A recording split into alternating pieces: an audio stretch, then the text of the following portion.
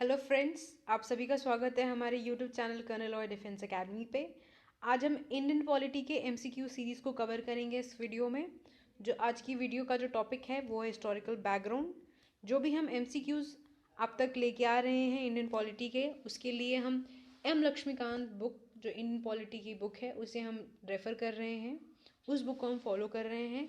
So friends, start करते हैं हमारी वीडियो।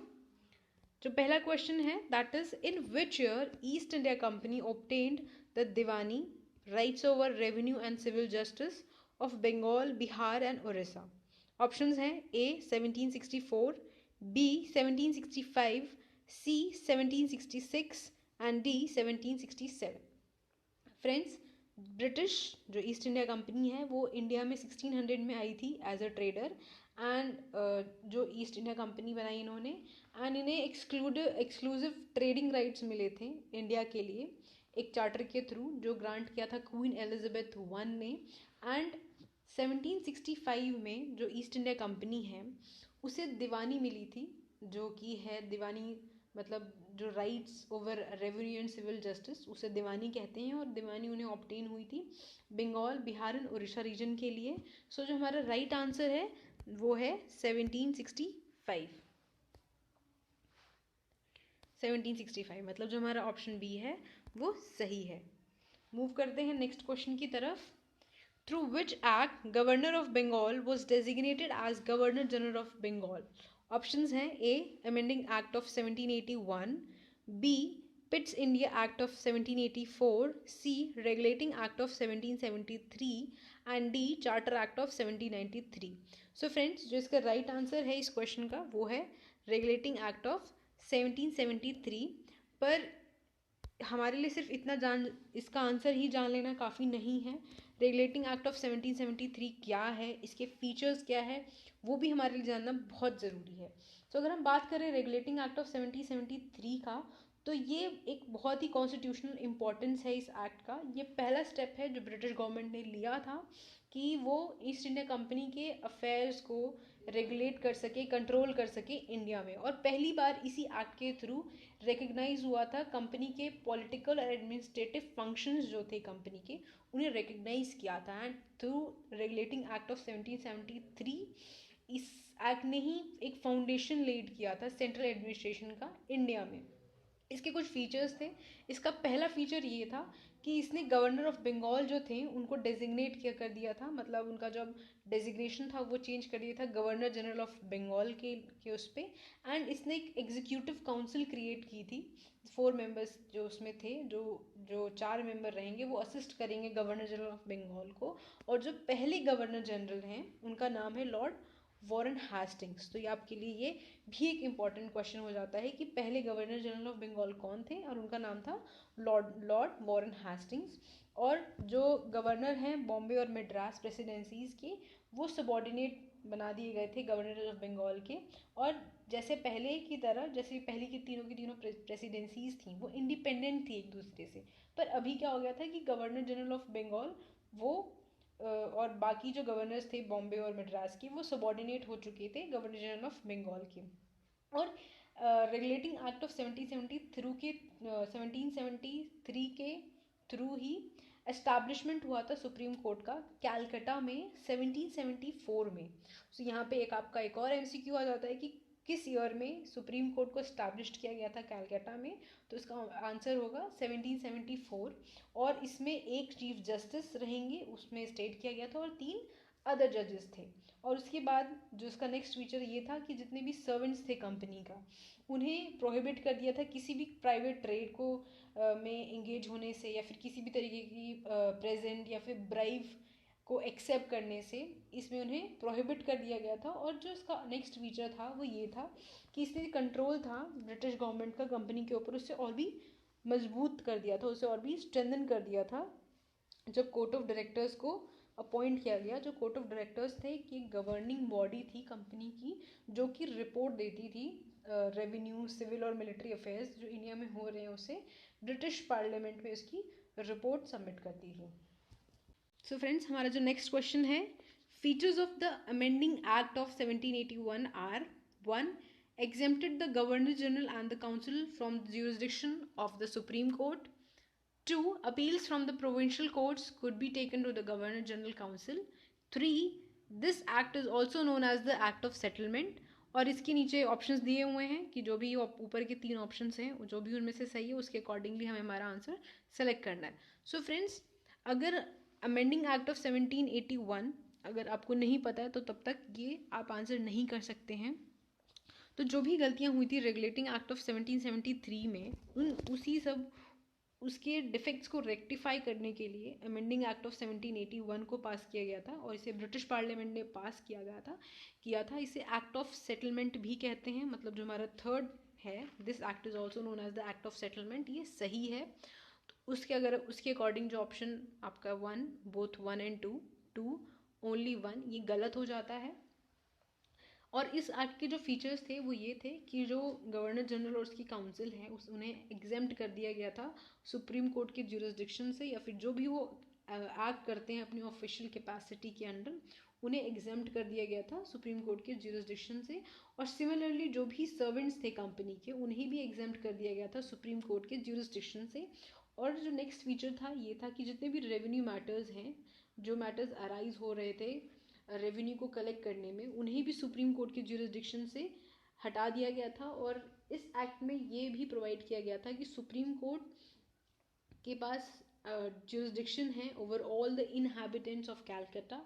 और इसमें स्टेट किया गया कि एक कोर्ट की ज़रूरत है जो एडमिनिस्टर करेगी पर्सनल लॉ ऑफ डिफेंडेंट्स. जैसे जो हिंदू हैं उन्हें हिंदू लॉ के अकॉर्डिंग एडमिनिस्टर किया जाएगा और जो मुस्लिम्स हैं उन्हें मोमडन लॉ के अकॉर्डिंग एडमिनिस्टर किया जाएगा. और इस एक्ट में ये भी स्टेट किया गया था कि जितनी भी अपील्स हैं प्रोविंशियल कोर्ट के उसमें उन्हें गवर्नर जनरल इन काउंसिल तक में लेके जाया जा सकता है, सुप्रीम कोर्ट में जाने की ज़रूरत नहीं है. मतलब जो हमारा सेकेंड ऑप्शन है वो सही है एंड जो हमारा फर्स्ट ऑप्शन है वो भी सही है. एंड अमेंडिंग एक्ट ऑफ 1781 के थ्रू ही इसने गवर्नर जनरल इन काउंसिल को एम्पावर किया था कि वो रेगुलेशंस को फ्रेम कर सके प्रोविंशियल कोर्ट्स के एंड काउंसिल्स के लिए. सो हमारा जो राइट आंसर है वो है fourth one, all of the above. मतलब जो हमारे ऑप्शन है 1, 2 एंड 3 वो सारे सही हैं अमेंडिंग एक्ट ऑफ 1781 के रिगार्ड में. मूव करते हैं नेक्स्ट क्वेश्चन की तरफ. In which year commercial and political functions of East India company were being distinguished. Options हैं A 1784, B 1785, C 1786, D 1787. So friends जो इसका राइट आंसर है वो है 1784. Right answer is 1784. फ्रेंड्स 1784 में पिट्स इंडिया एक्ट ऑफ 1784 आया था. ये एक इम्पॉर्टेंट एक्ट है, पिट्स इंडिया एक्ट ऑफ 1784. इसके फीचर्स हैं, पहला फीचर इसका ये है कि इसने कमर्शियल और पॉलिटिकल फंक्शन कंपनी के हैं उनके बीच में डिस्टिंग्विशन किया था.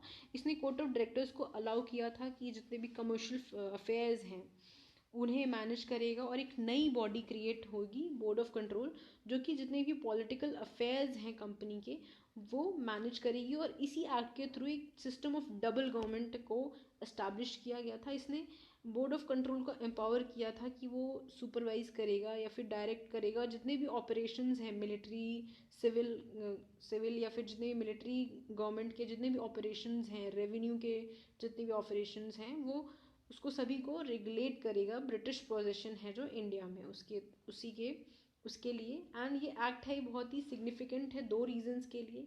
पहला ये कि जो जितनी भी कंपनी की टेरिटरीज थी इंडिया में उन्हें पहली बार ब्रिटिश पोजेशन बुलाया जाने लग गया इंडिया में. दूसरा ये कि जो ब्रिटिश गवर्नमेंट है उन्हें सुप्रीम कंट्रोल मिल गया था कंपनी के अफेयर्स के ऊपर. और उसके भी कंपनी के जो एडमिनिस्ट्रेशन है इंडिया में उसके ऊपर भी एक सुप्रीम कंट्रोल मिल गया था ब्रिटिश गवर्नमेंट को. मूव करते हैं next question. Through charter act of 1793 the trade monopoly of the east India company in India was extended for how many years. Options हैं A 15 years, B 20 years, C 25 years, D 30 years. तो अगर हम बात करें charter act of 1793, तो ये जो charter act of 1793 इसने जो ओवर राइडिंग पावर जो मिली थी लॉर्ड कॉर्नवालिस की उसको एक्सटेंड कर दिया था, बढ़ा दिया था काउंसिल के ऊपर. और जितने भी फ्यूचर गवर्नर जनरल्स थे या फिर गवर्नर्स है प्रेसिडेंसीज के उनके लिए भी. एंड इसने गवर्नर जनरल को और भी पावर दे दिया था कि वो गवर्नमेंट के जितने भी सबॉर्डिनेट प्रेसिडेंसीज हैं जैसे बॉम्बे और मद्रास को, उसके ऊपर उन्हें और भी ज़्यादा पावर दे दिया था उनको कंट्रोल करने के लिए। और इसने जो ट्रेड मोनोपोली है कंपनी की उसे एक्सटेंड कर दी थी इंडिया में और भी अगले 20 साल के लिए। फ्रेंड्स, इसमें एक चीज़ आप ध्यान रखिएगा कि जितने भी चार्टर एक्ट पास होते हैं हर 20 साल बाद कंपनी एक नया चार्टर इशू करती थी जिसमें वो परमिट करती थी जो टेन्योर कंपनी का फिक्स करती थी। तो जितने भी 20 ईयर्स बाद, चाहे आप देख लो चार्टर एक्ट ऑफ 1793 है, 1813 का चार्टर एक्ट है, 1833 का चार्टर एक्ट है या 1853 का, ये जितने भी चार्टर एक्ट आए हैं ये हर 20 साल बाद आते हैं। तो इसमें ये चीज़ ध्यान रखिएगा कि हर 20 साल बाद चार्टर एक्ट को इशू किया जाता था, उन्हें रिन्यू किया जाता था। सो इसका जो राइट आंसर रहेगा वो रहेगा 20 ईयर्स। और इसमें इसी एक्ट के थ्रू इसने प्रोवाइड किया था कमांडर चीफ वो मेंबर नहीं होंगे गवर्नर जनरल काउंसिल का जब तक उन्हें अपॉइंट नहीं किया जाएगा। एंड इसका एक फीचर था वो ये था कि इसने मेंबर ऑफ बोर्ड कंट्रोल के लिए it laid down that the members of board of control और जो उसके स्टाफ हैं उनके लिए एंड उन्हें पे किया जाएगा इंडियन रेवेन्यूज के थ्रू ही। तो जो हमारा राइट आंसर है इस क्वेश्चन का वो है 20 ईयर्स।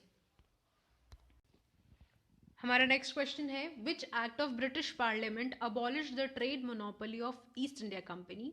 ऑप्शंस हैं A Pitt's India act of 1784, B charter act of 1813, C regulating act of 1773 and D none of the above. Friends, अगर हम ऑप्शंस की बात करें तो हमने Pitt's India act of 1784 already discuss कर लिया है। तो हमारे ये जो हमने इसमें डिस्कस किया उसमें ऐसा कुछ भी मेंशन नहीं था पिट्स इंडिया एक्ट ऑफ 1784 में। चार्टर एक्ट ऑफ 1813 हमने अभी तक डिस्कस नहीं किया है तो इसके बारे में अभी आंसर नहीं दे सकते हैं। सी रेगुलेटिंग एक्ट ऑफ 1773 ये भी हमने डिस्कस किया प्रीवियस क्वेश्चन में, तो इसमें भी ऐसा कोई फीचर नहीं था। तो जो हमारा नन ऑफ द अबव और बी ऑप्शन उसमें अभी भी हमें सेलेक्ट करना है। तो जो इस क्वेश्चन का जो राइट आंसर है वो है चार्टर एक्ट ऑफ 1813। फ्रेंड्स, अगर हम चार्टर एक्ट ऑफ 1813 की बात करें तो इस एक्ट के थ्रू जो कंपनी की जो ट्रेड मोनोपोली थी वो ख़त्म कर दी गई थी। इसमें क्या हो गया था कि जितना भी इंडिया का ट्रेड था वो ओपन कर दिया गया था ब्रिटिश मर्चेंट्स के लिए भी, बट इसमें जो कंपनी की मोनोपोली थी टी और चाइनीज़ के साथ ट्रेड में वो कंटिन्यू थी, वो ख़त्म नहीं हुई थी। एंड इसने असर्ट किया था ब्रिटिश क्राउन की जो सवर्निटी थी उसे एजर्ट किया था, लागू किया था जो कंपनी की टेरिटरीज़ हैं इंडिया में उनके ऊपर। एंड चार्टर एक्ट ऑफ 1813 के थ्रू ही क्रिश्चियन मिशनरीज़ को अलाउ किया था कि वो इंडिया में आके अपने धर्म प्रचार कर सकते हैं, लोगों को एनलाइटन करें। उसके लिए क्रिश्चियन मिशनरीज़ को परमिट कर दिया गया था। एंड चार्टर एक्ट ऑफ 1813 के थ्रू ही वेस्टर्न एजुकेशन को प्रमोट किया जाने लग गया था। जो यहाँ की इनहैबिटेंट्स थे ब्रिटिश टेरिटरीज़ में उनके बीच में जो वेस्टर्न एजुकेशन को प्रमोट करना स्टार्ट कर दिया गया था। और इसने लोकल जो गवर्नमेंट है उन्हें ऑथराइज्ड कर दिया था कि वो टैक्स को इम्पोज कर सकते हैं लोगों के ऊपर, और जो उन टैक्स को फॉलो नहीं करेगा या पे नहीं करेगा उन्हें पनिशमेंट भी दे सकते हैं।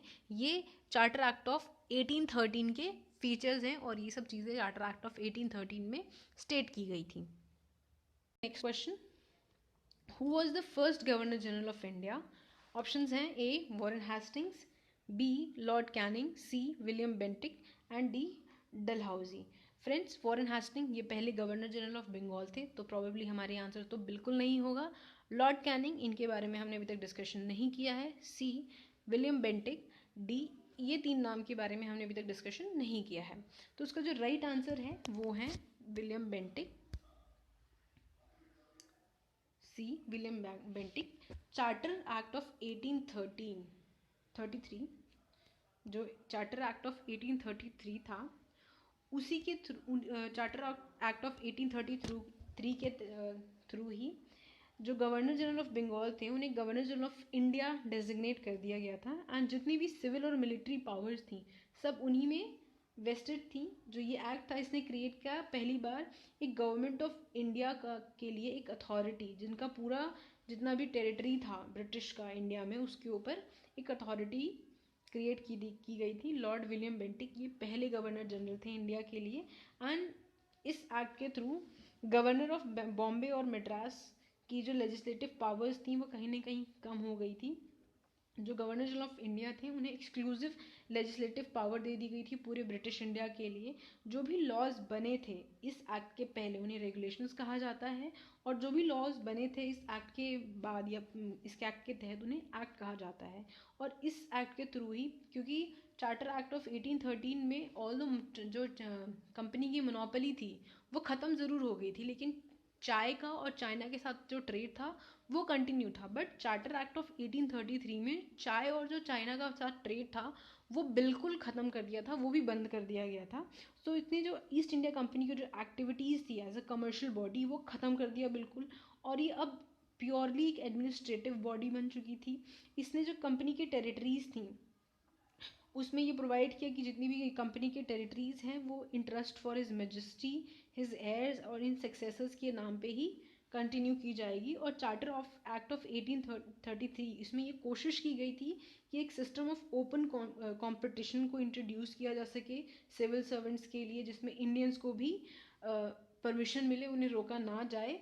बट बाद में इस चीज़ को नेगलेक्ट कर दिया गया था, उसको बहुत अपोज किया था कोर्ट ऑफ डायरेक्टर्स ने, जिसकी वजह से ये आगे पास नहीं हो पाया था। हमारा जो नेक्स्ट क्वेश्चन है वो है consider the following statement about the charter act of 1853। Options हैं 1. It separated legislative and executive functions of the government of the Governor General Council. 2. It provided for addition of 4 new members called legislative councillors to Governor General Council.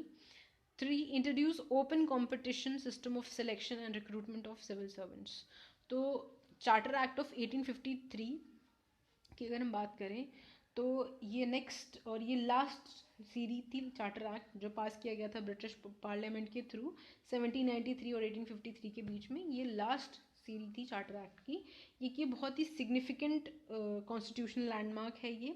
इसके features तो ये हैं कि इसने separate किया पहली बार legislative और executive functions हैं जो ईस्ट इंडिया जो गवर्नर जनरल काउंसिल के, उन्हें सेपरेट कर दिया। मतलब जो हमारा पहला है ऑप्शन है वो सही है। एंड इसमें ये भी स्टेट किया गया कि 6 न्यू मेंबर्स को लेजिस्लेटिव काउंसिलर्स में ऐड किया जाएगा। मतलब जो हमारा second option that is it provided for addition of 4 new members, ये गलत है। तो क्योंकि इसमें 6 न्यू मेंबर्स को ऐड किया गया था legislative councillors to the council. And अगर दूसरे शब्दों में बोला जाए तो इसने दूसरी governor general legislative council establish की गई थी जिसे बाद में बोला गया था इंडियन लेजिस्लेटिव काउंसिल। और ये जो लेजिस्लेटिव विंग था काउंसिल्स का ये फंक्शन करता था एक मिनी पार्लियामेंट की तरह, जो कि सेम प्रोसेस को फॉलो करता था जो ब्रिटिश पार्लियामेंट में फॉलो किया जाता था। तो जो इसका जो इसमें जो लेजिस्लेशन था पहली बार एक special function of the government की तरह ट्रीट होने लगा, जिसमें मशीनरी और स्पेशल जो प्रोसेस था वो उसकी ज़रूरत थी। और इसी एक्ट के थ्रू जो इंट्रोड्यूस किया गया था ओपन कंपटीशन सिस्टम, सिलेक्शन का, रिक्रूटमेंट का, सिविल सर्वेंट्स का, सिविल सर्विसेज का, और इसी के लिए मैकॉली कमेटी अपॉइंट की गई थी 1854 में, जो कमेटी थी इन सिविल सर्विसेज की।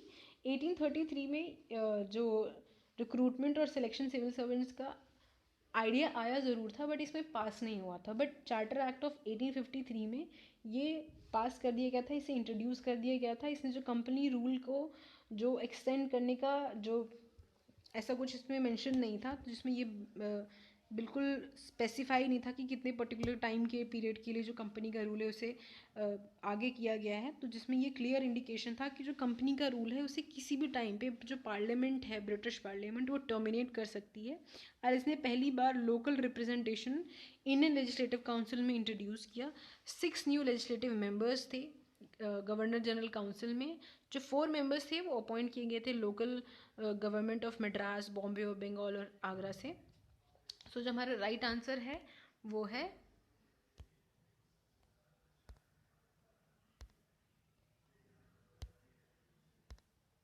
हमारा जो राइट आंसर है वो है 4th, both 1 and 3। मतलब it separated legislative and executive functions of the Governor General Council।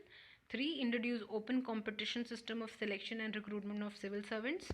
जो सेकंड है वो गलत है। देखते हैं next question. Through which act of East India Company became a purely administrative body? Options हैं A charter act of 1833, B charter act of 1853, C charter act of 1813, D charter act of 1793। इसमें से जितने भी charter acts हैं friends हमने discuss कर चुके हैं अपने प्रीवियस क्वेश्चंस में। जो आपको जिसमें डाउट हो रहा होगा वो ऑप्शन ए और सी में होगा, बट इसमें मैं आपका डाउट क्लियर कर देती हूँ कि चार्टर एक्ट ऑफ 1813 में कंपनी की जो ट्रेड मोनोपोली ख़त्म ज़रूर कर दी गई थी, लेकिन इस एक्ट में भी जो कंपनी का जो ट्रेड था टी में और चाइना के साथ में वो कंटिन्यू रहा था। बट चार्टर एक्ट ऑफ 1833 में जो कंपनी का ट्रेड था टी और चाइना के लिए वो भी ख़त्म कर दिया गया था। मतलब जो आपका जो राइट आंसर होगा वो होगा चार्टर एक्ट ऑफ 1833। मूव करते हैं। The committee on the Indian civil service Macaulay committee was appointed in. अभी हमने चार्टर एक्ट ऑफ 1853 में हमने मैकॉले कमेटी को डिस्कस किया था। मैंने बताया था कि वो कब अपॉइंट किया गया था। अगर आपने इसको ध्यान से नहीं पढ़ा है तो ज़्यादातर बच्चे हैं 1853 को टिक कर देंगे, बट जो मैकॉले कमेटी है वो अपॉइंट की गई थी 1854 में। तो जो आपका राइट आंसर है वो है डी। सो फ्रेंड्स, इस वीडियो के लिए इतना ही। आपको हमारी वीडियो कैसी लगी वो हमें कमेंट सेक्शन में ज़रूर बताएं। So friends, thank you for watching. Stay tuned.